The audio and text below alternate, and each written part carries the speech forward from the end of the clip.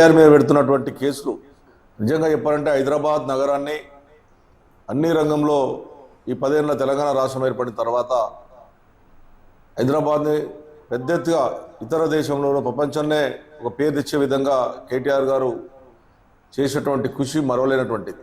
ఎందుకంటే ఆ రోజున కరెంటు లేక అల్లాడిపోతున్నటువంటి కాంగ్రెస్ ప్రభుత్వంలో కరెంటు లేక ఇబ్బంది పడినప్పుడు జనరేటర్లు పెట్టుకున్నటువంటి సందర్భాలు చూసాం. హైదరాబాద్ ప్రజలు ఎంత ఇబ్బంది పడ్డారు. జనరేటర్లు ఇన్వర్టర్లు పెట్టుకున్నారు. మంచినీళ్ళు లేక అల్లాడిపోయారు హైదరాబాద్ నగరం. కాంగ్రెస్ పార్టీ శాసనసభ్యుడే పి జనార్దన్ రెడ్డి గారు ఆయన హైదరాబాద్ నగరానికి నీళ్ళు ఇబ్బంది అవుతుందని చెప్పి అధికారం ఉన్న కాంగ్రెస్ పార్టీ అధికారం ఉన్నప్పుడే కుండల ప్రదర్శన సందర్భాలు చూసాం. దాన్ని మరిపించినటువంటి నాయకుడు కేటీ రామారావు గారు. ఇంటింటికి మంచినీళ్ళు, అదేవిధంగా అండర్ పాస్లు, రోడ్లు, డ్రైనేజీలు, వాటర్ లైన్లు, బ్రిడ్జెస్. హైదరాబాద్ నగరంలో ఇప్పుడు హైదరాబాద్ వచ్చినామంటే చాలామంది ఫిలిం యాక్టర్స్ కూడా అన్నారు హైదరాబాద్ సింగపూర్ అన్నటువంటి మాటలు మాట్లాడింది కూడా చూసాం.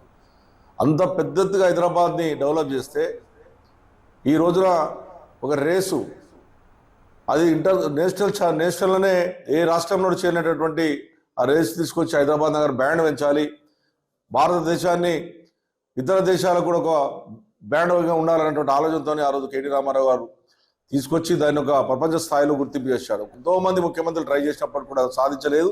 అది మా కేటీ రామారావు గారు సాధించారు.